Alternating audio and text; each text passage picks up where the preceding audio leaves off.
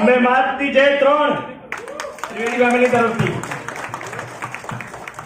હવે આજના જે પ્રાઇઝીસ છે એ હમણાં ડિક્લેર કરી દઈએ, કેમ કે એના પહેલા હું બોલાવું છું સ્ટેજ પર હિમાંશુ ઓઝા કાકાને.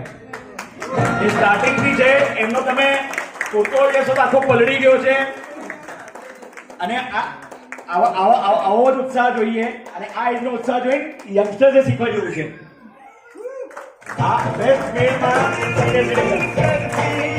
આનો આશીર્વાદ હોય એટલે ફિમેલ તો જરૂરી જ છે સાથે, તો જ શક્તિ અહીંયા બરોબર આપણામાં સંઘાશે. એમનું નામ છે લીના પુરોહિત. એ ક્યારના સ્ટાર્ટિંગ થી છે, હમણાં સુધી છે, અને એની થાક્યા નથી.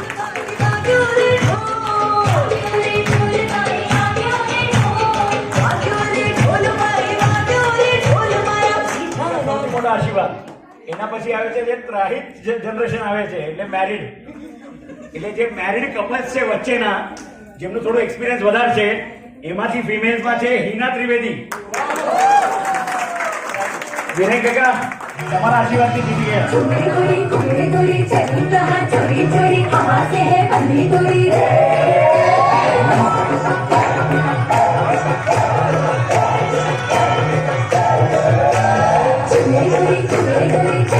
અને મેલ્સમાં છે આશીષ જાની.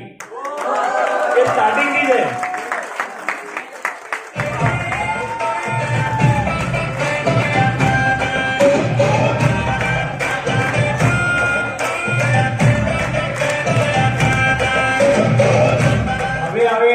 પછીનું થોડુંક જનરેશન જેમના થોડા લગ્ન થઈને 5-8 વર્ષ ગયા છે, એક છોકરાની જિમ્મેદારી આવી છે, વધારે આવી નથી, થોડુંક ઉત્સાહ વધારો હોય, એમાં 2-3 ટાય છે.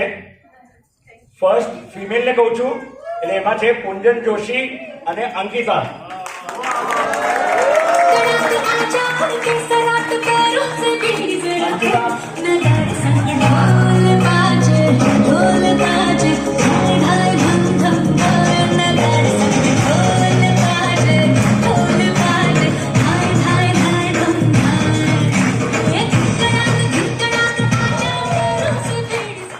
બોયઝમાં એ મેરિડ નથી પણ એનું નામ આમાં આવી ગયું છે, ધવલ ત્રિવેદી. એટલે એકદમ એલિજિબલ બેચલર છે એટલે એને અમે અહીંયા ઊભા બોલાવી રહ્યા છે. ટિકિટ લીધી કૌશિક એન્ડ પૂજા પંડ્યા.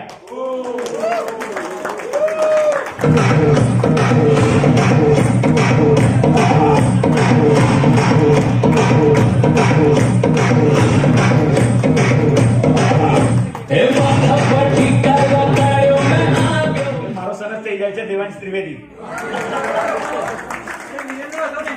અરે એ ટોડલરમાં લઈ લીધો.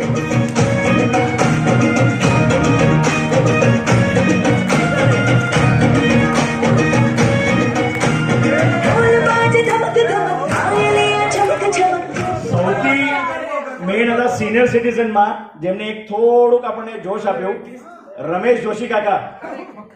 રમેશ જોશી કાકા પ્લીઝ સ્ટેજ પર આવજો.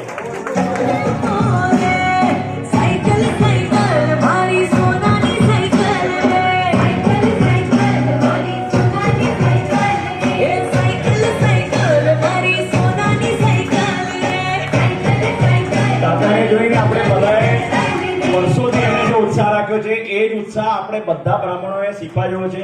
આ સમાજને આગળ લઈ જવાનું કામ એ આપણા યુવાનોનું છે.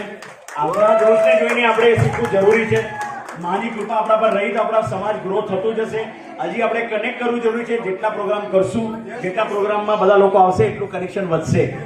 તો લેટ્સ હોપ કે આપણે એ સમાજને એટલું મોટું કરી શકીએ જેમ બીજા સમાજમાં આપણે જઈને એન્જોય કરીને આવીએ છીએ એ રીતે પોતાના સમાજમાં આવીએ. બોલો બધા જય ગરવી ગુજરાત, જય બ્રાહ્મણ સમાજ, બોલો અંબે માત કી, બોલો બોચર માત કી, બોલો બધાના કુળદેવીઓની. આપણે હવે આરતી લઈ લઈએ.